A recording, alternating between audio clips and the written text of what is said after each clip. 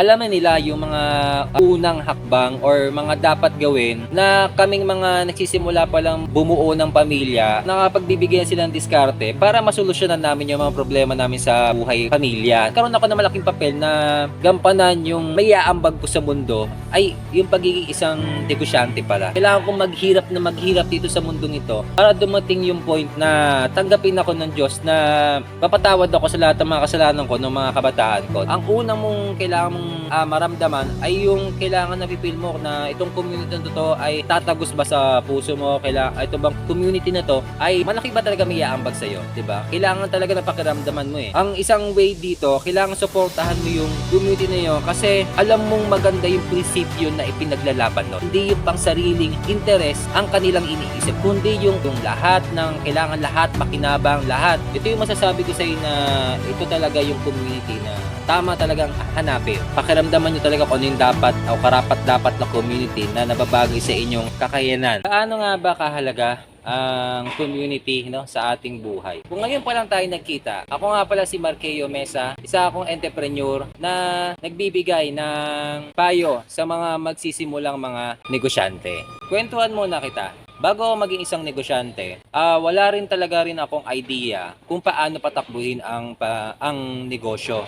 So, naghanap ako ng paraan or way kung paano ko siya matututunan. Naghanap ako ng mga taong makakatulong sa akin at mga grupo na magbibigay sa akin ng payo, ng totoong payo, base sa kanilang experience, sa kanilang mga buhay pag negosyo. Ngayon, naghanap lang ako ng isang taong makakatulong sa akin, which is si parang kasosyong Arvin Urubia na nag-share siya ng mga knowledge ng kanyang mga experience at mga kabiguan ng kanyang mga negosyo na nakatulong sa akin na maiwasan lahat ng mga pwedeng mangyari sa akin kapag tinahak ko ang pagiging isang negosyante. Malaking naitulong ni kasosyong Arvin sa akin kasi yung mga napabilis yung pag-grow ng aking negosyo na hindi ko na kailangan pagdaanan yung mga napagdaanan niya dahil na-share na niya yung mga knowledge na mga diskarte kung paano maiiwasan or malilesen yung mga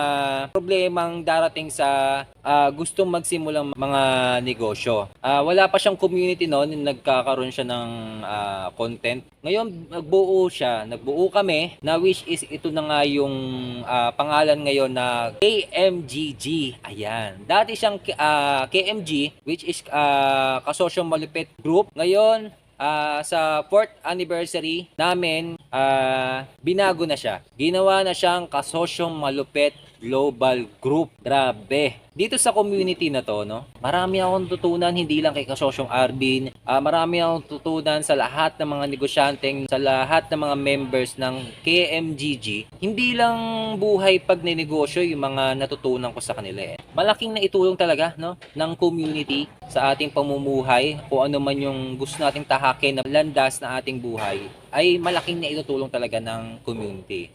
So, ito na nga, dahil nga marami akong nakilala na mga negosyante na nagbigay sa akin ng payo, hindi lang sa buhay negosyante, sa pamilya at sa relationship kay God. Ito na nga yung mga natutunan ko, kung bakit mahalaga ang community. May 3 akong ibibigay. Una, kung nasa business industry ka, hanapin mo yung community na dapat na related doon, which is yung mga kailangan nating malaman kung ano yung mga business strategy. Ayan. Yan yung una kong nalaman dahil nga sa field ako bilang isang negosyante. Siyempre yun dahil nga naghahanap ako ng mga negosyante na mga may idea kung paano mapapabilis or mapapalaki yung aming mga negosyo, ay naghanap ako ng community na merong idea sa pagpapatakbo ng mga negosyo, Marami akong nakilala ng mga negosyante na matagal na sa industriya ng pagdinegosyo at nakapagbigay sila kung paano namin sa mga baguhang negosyante, paano namin mapapabilis paglaki ng aming mga negosyo. Binibigyan kami ng mga technique kung paano namin ma-handle na maayos yung aming empleyado, paano namin mapapatakbo, paano kami magkakaroon ng libreng kapital na hindi namin kailangan talaga ma-stress, paano namin mai-handle na maayos yung flow ng mga ng aming mga negosyo, kung paano namin malilihis yung maiiwasan yung mga problema na darating sa amin na naranasan na nila. Malaking maiaambag yung mga ganong diskarte. Sila kasi taon ang binilang bago nila ma-achieve yung mga ganong mga successful sa kanilang mga negosyo. Pero ang pambuhay talaga ng pagdinegosyo ay up and down na yan. Yung pa isang nalaman ko o mga diskarte natutunan ko sa kanila kung paano ma-handle yung ganong situation na up and down. Minsan, paano mo susolusyonan yung downside ng pagiging isang negosyante? Paano mo naman ma-maintain yung pagiging up na hindi mo kailangan gastusin, hindi mo kailangan baliwalain or hindi mo kailangan na maglaylo dahil alam mong nasa taas ka ng iyong negosyo, alam mong malaki ang kita. Kailangan hindi ka pa rin talaga humihinto na hindi mo kailangan mawala yung momentum mo. Pangalawa, malaking ambag ng community sa aking buhay, yung family matters. Ayan. Kapag may mga problema sa pamilya, kung ano yung mga diskarte, mga suggestion nila na ngayon pa lang namin na-experience na hindi namin alam kung ano yung solusyon na gagawin na dapat namin gawin, ay sa kanila namin tinatanong. Yung mga taong medyo mahaba na ang experience sa pamumuhay na mayroong pamilya, may anak, mag-asawa, buhay pamilya, alam na nila yung mga unang hakbang or mga dapat gawin na kaming mga nagsisimula pa lang bumuo ng pamilya, nalalaman na namin yung kailangan namin gawin o nakapagbibigyan sila ng diskarte para masolusyonan namin yung mga problema namin sa buhay pamilya, 'di ba? Kasi mahirap kasi kapag hindi mo nasolusyonan yung problema mo sa pamilya mo. Ang hirap parang hindi kasi namin alam talaga kung ano yung solusyon. Malalaman lang namin yung solusyon siguro kapag matagal na doon lang namin ma-realize kung ano yung mga dapat namin gawin kapag naraos na namin Kaso mahabang panahon pa bago namin malaman kung ano yung bang solusyon doon sa problema na pinoproblema namin sa aming pamilya. Dahil sa community, papabilis yung mga solusyon na sagutin yung mga problema namin. Kasi nabibigay nila yung mga diskarte para mapabilis, masolusyonan yung mga problema namin sa aming mga pamilya. Buhay man to sa buhay mag-asawa, buhay sa pag-aalaga ng anak, paano pagsasabayin yung pamilya sa negosyo, paano natin mamamanage yung time natin sa pamilya at saka sa ating negosyo.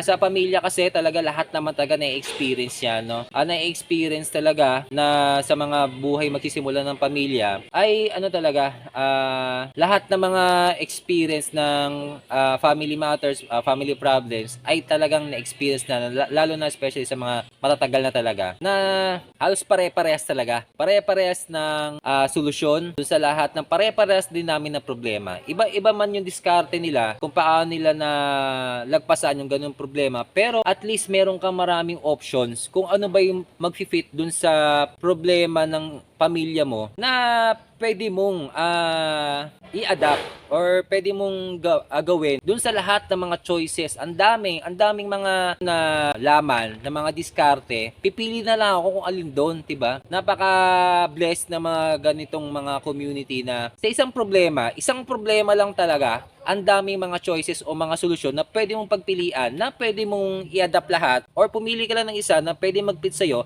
para mapabilis masolusyonan yung problema natin sa ating pamilya, 'di ba? Napaka-blessed na magkaroon ng mga ganitong community. Tapos, ito na, masyado tayo napahaba sa family matters. Ang pangatlong isa pang malaking naiaambag sa mga merong mga community ay yung relationship of God, 'di ba? Ako talaga, hindi talaga ako maka-Diyos. Hindi ako pala simba. Hindi ako dati, no, hindi ako magdadasal. Hindi ko tinatanong kay Lord na ano ba yung tatahakin kong landas? Ano ba yung mga pwede kong gawin? Ayan. Hindi ako humingi ng tulong. Yun yung mga linyahan ko dati At tapos humihingi lang ako ng tulong sa kanya kapag may problema ako. Isip ko nung dati na hindi pa ako pumapasok sa mga community na merong mga malapit sa Diyos, malapit kay Lord, ay malaki talagang ambag yung ganito sa akin sa community na napapalapit na ako kasi yung mga kasamahan ko sa community na sinalihan ko ay ano,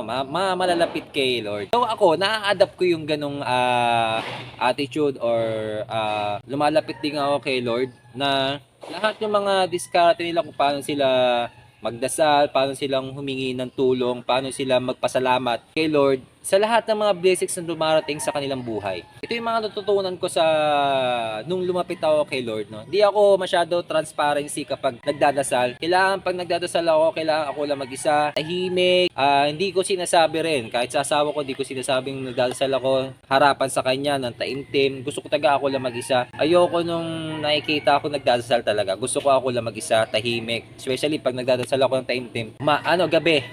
Ako na lang yung mag-isa. Yung mga relationship of God, hindi lang yan palaging hingi ng tulong. Although kasama na yun, isa sa number 1 na yun kapag meron tayong problema, talagang malaking problema, talagang siya yung agad na lalapitan natin. Ano ba yung mga lalapitan natin pero hindi siya yung magbibigay ng solusyon. Kailangan tayo pa rin ang maghahanap ng solusyon. Hihingi lang tayo ng tulong sa kanya. Suporta na lakas ng pangangatawan, lakas ng na hindi tayo kailangan mabigo. Pero tayo pa rin yung maghahanap ng solusyon dito sa mundo kung ano ba yung kasagutan sa mga problema natin. Hingi lang tayo sa kanya ng lakas ng pangangatawan. Huwag mabigo.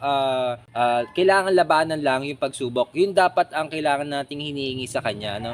Tapos pangalawa pa, kailangan hindi nawawala yung pasasalamat. Kailangan lagi tayo nagpapasalamat kahit sabihin natin na kasi yun yung isa pa sa part ko dati na kapag meron ako, nakakalimutan kong magpasalamat, which is mali pala. Kailangan pala bawat anong blessings na dumating sa ating buhay, pasalamat agad sa kanya. Kasi lahat naman ng blessings na dumarating sa ating buhay dahil naman din sa kanya, 'di ba?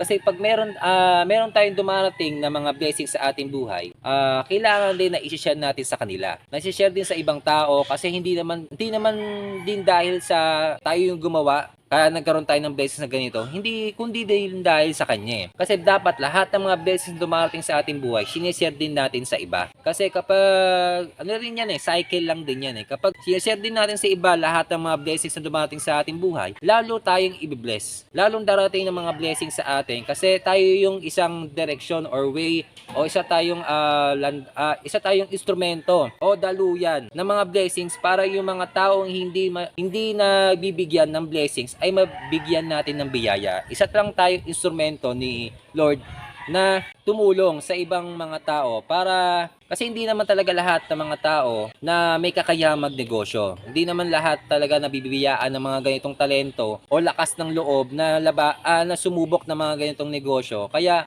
napaka-blessed na nandito ako bilang isang negosyante na nakakatulong din sa mga gustong magkaroon ng negosyo, gustong magkaroon ng income para sa kanilang pamilya, sa kanilang sarili, ay malaking blessed na rin sa kanila na sinishare namin lahat ng mga blessings na posibleng nakakatulong din sa kanila. Diba? Napaka-overwhelmed sa akin at napaka-blessed sa akin talaga ng ganun. At saka ito rin yung dahilan kung bakit ako nagkakaroon ng lakas ng loob na ito pala yung ibinigay sa akin na nagkaroon ako ng malaking papel na gampanan yung may aambag ko sa mundo ay yung pagiging isang negosyante pala, diba?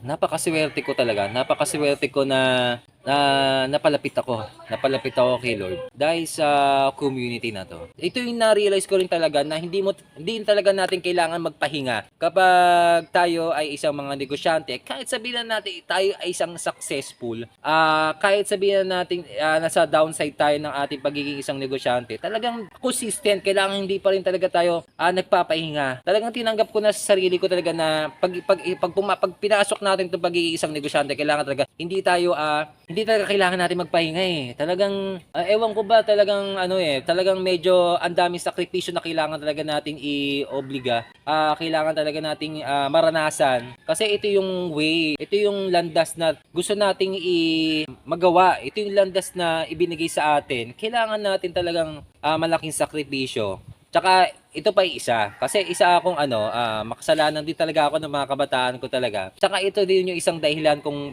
kailangan ko malinis yung mga kasalanan ko nagawa ko ng kabataan ko sa pamamagitan ng sakripisyo ko sa aking mga negosyo, no? Ito yung isa pang solusyon ko na pwede ko malinis yung lahat ng mga kasalanan ko na sa pamamagitan ng pagiging isang negosyante ay malinis ko lahat ito. Ito yung sakripisyo ko, ito na yung ito na yung parang ito na yung penitensya ko sa akin sarili na kailangan kong gawin to, kailangan kong maghirap dito sa mundong ito para dumating yung point na tanggapin ako ng Diyos na papatawad ako sa lahat ng mga kasalanan ko ng mga kabataan ko, 'di ba? Although talagang wala na sa akin 'yon, nagbabago na ako, hindi ko na ginagawa lahat ng mga ginagawa ko nung kabataan ko.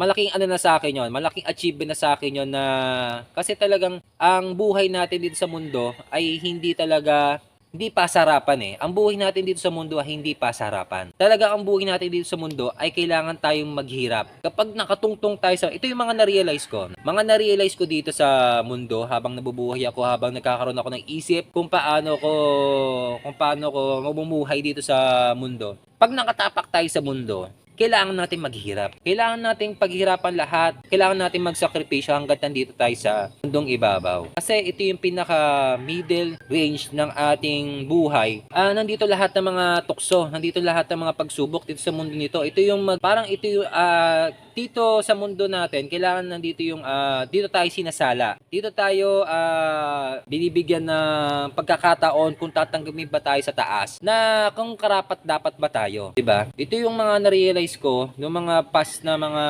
naging isang negosyante na ako na ang buhay pala dito sa ating mundo hindi pasarapan, pahirapan. Kailangan talaga lagi tayong maghirap. Kasi kapag lalo tayong naghihirap, kahit sabihin natin sobrang naghihirap tayo, ang dami natin sacrifice na ibinibigay sa ating sarili, di tayo nakakapagpahinga, napapabayaan natin yung kalusugan natin, yung oras natin sa pamilya. Pero bakit ganun? Kapag lalo tayong nahihirapan, lalo tayong lumalakas. Yun yung yun yung pinaka nararamdaman ko na kahit kulang yung tulog ko, kahit na wala kaming, sabihin natin hindi maayos yung flow nung namin financial status ng aming pamilya. Pero nabubuhay kami. Parang ganoon, parang nabubuhay kami na may tumutulong na hindi namin inaasahan. Yan yung kagandahan talaga na kapag nagsasakripisyo ka, pag nahihirapan ka, lalo kang binibless, lalo merong sumasalo sa iyo na kailangan mong ipagpatuloy yan, hindi ka sumuko dyan. Tapos kapag meron namang times na kailangan, nagpapahinga ako, na wala akong ginagawa, tumatambay lang ako kung ano yung mga gustong gawin, kailangan papahinga lang ako buong araw, lalong hindi tayo pinagbibless, no? Yun yung mga na-realize ko eh. Pag nagpapahinga ako, kapag inuubos ko yung oras ko sa mga walang kakwentang-kwentang bagay, doon tayo lalong binabagsak. Parang doon tayo nangihina. Doon tayo nagkakaroon ng maraming sakit. 'Di ba? Yun yung mga na-realize ko, mas maigi na talaga yung nahihirapan ka eh. Para lalo kang mabless. Kailangan talaga dito sa ating buhay, dito sa mundo, kailangan natin maghirap. Kailangan natin maghirap para lalo tayong mag-bless na. Kailangan talaga consistent tayo maghihirap. Siguro magkakaroon lang tayo ng peace of mind or kailangan natin na maramdaman yung successful. Siguro, sa loob ng isang araw sa isang buwan eh. At least doon, isang linggo sa isang araw, yan. Isang araw sa isang linggo. Ayan, yan yung para sa akin, no? Kaya yun ang pinakamahalaga sa akin sa community. Na kailangan kapag meron kang gustong tahakin at gustong labanan na gustong tahakin na landas, kailangan meron tayong hahanapin na community na related dun sa tatahakin natin na way. Kailangan isa pa dito sa kailangan laliman natin yung mga pangarap natin, kailangan yung tipong hindi natin hindi kaabot-abot, hindi ka panipaniwala na maaabot mo yon. Kailangan ganun yung way o yung pangarap natin na kailangan natin magkaroon ng malalim na rason kung ano ba talaga yung pinakadulo nung ginagawa natin hanggang ngayon. Talagang kailangan yung hindi reachable, hindi talaga kailangan maabot agad. Malaking dahilan kung bakit natin ginagawa lahat ito, 'di ba? Ang daming malaking na itutulong na may community. Bigyan ko na lang kayo ng tip kung paano tayo magkakaroon ng community. Paano natin masasabi na itong community to ay para sa atin or talagang totoo sa kanilang mga member, no? Isa pang tip, bigyan ko kayo ng isang tip siguro kung paano natin malalaman o ma-determine kung itong community to ay talagang seryoso at tapat na talagang ipinagkaloob sa iyo, no? Itong community na to. sa akin based lang sa aking experience, kailangan kung maghahanap ka ng community, pakiramdaman mo. Ang unang mong kailangan mong maramdaman ay yung kailangan na feel mo na itong community na to ay tatagos ba sa puso mo, ito bang community na to ay malaki ba talaga may aambag sa iyo, 'di ba? Kailangan talaga na pakiramdaman mo eh. Kailangan pakiramdaman natin na ito bang community na to ay para sa iyo. Hihingi ka rin kay Lord or sign na ito bang community na to ay para sa akin. Talagang mararamdaman mo yan na ginugo sa iyo ni Lord na sige, ipasok mo tong suportahan mo tong community na to, pero hindi mo iniisip na gawin mo. Parang sinasadya tayo para may tumutulak sa iyo na ay hindi, push ka diyan, sumali ka diyan. Parang ganun yung epekto na pag sinabing hindi mo inaasahan na parang siguro ba sa personal kapag nahahawakan natin kailangan pag tinulak mo may tumutulak sa iyo parang sinasadya lang, kapag pag nararamdaman mo na parang tinutulak ka, hindi sinasadya yun eh. Parang talagang pinupush ka. Kailangan mo dito ka talaga. Yun yung pakiramdam sa akin na ito yung talagang sa akin kasi talaga sa aking opinion no, itong KMGG talagang nilapit sa akin talaga ni Lord to. Talagang pinupush talaga ako dito na kailangan talaga ito talaga yung community na makakatulong sa akin.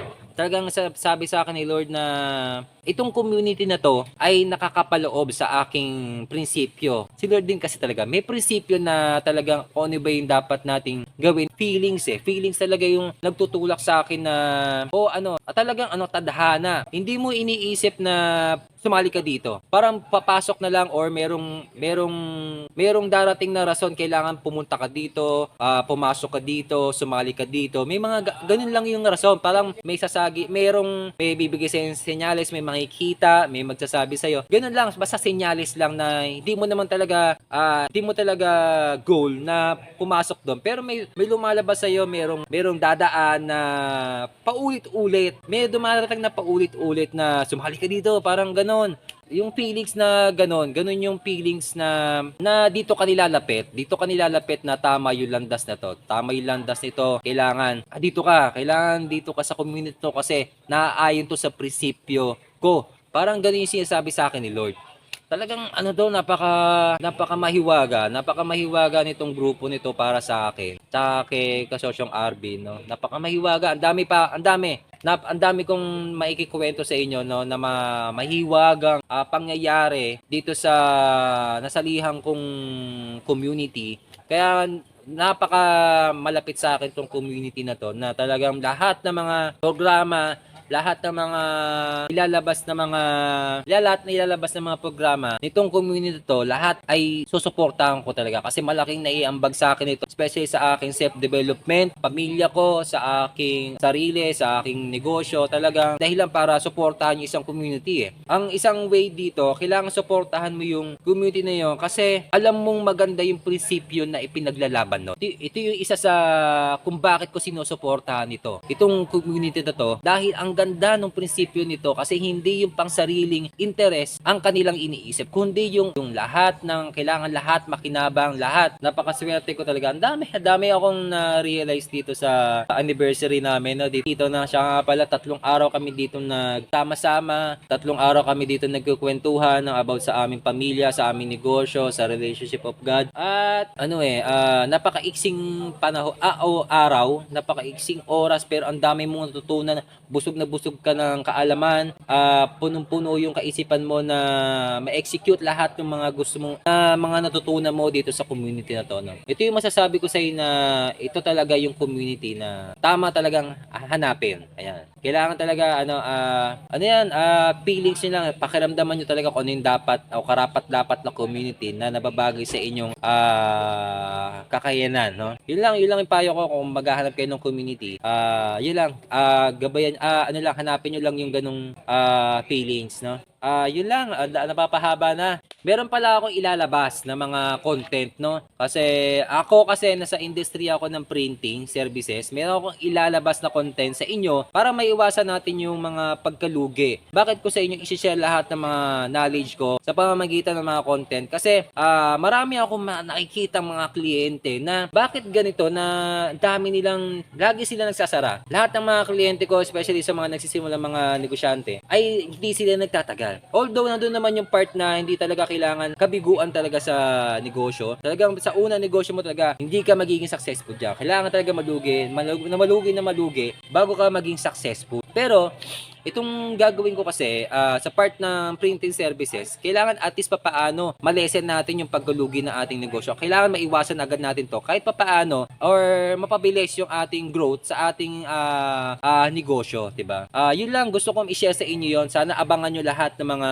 content ko about sa printing, kung paano nga ba malilesen yung paggastos natin sa pag-avail ng mga services ng printing, paano makakatulog yung printing services sa paglago ng ating negosyo, sa pagtaas ng ating mga benta. Ayan, tuturo ko sa lahat sa inyo yon ng libre. Basta abangan nyo lang yung mga content na ilalabas ko, no? Kung nagustuhan mo tong video na to, please pa-follow na lang din ako sa mga social media accounts ko na Marqueo Mesa. Ayan. So, para lagi kang updated sa lahat ng mga content na ilalabas ko. Meron din akong community na Galawang Entrepreneur na pwede rin kayo doon sumali. Pwede rin kayo doon mag-open up, pwede kayo doon mag-post kung ano yung mga katanungan nyo sa inyong mga negosyo, mga problema. Pwede rin kayo doon mag-shares ng mga knowledge at experience na pwede nyo i-share din sa community natin na siguradong lahat ay makikinabang. Ayan. So, muli maraming salamat sa pagtapos ng video na to. Sabay-sabay natin lakbayin ang ating buhay pag negosyo. Alright, ayos, let's go!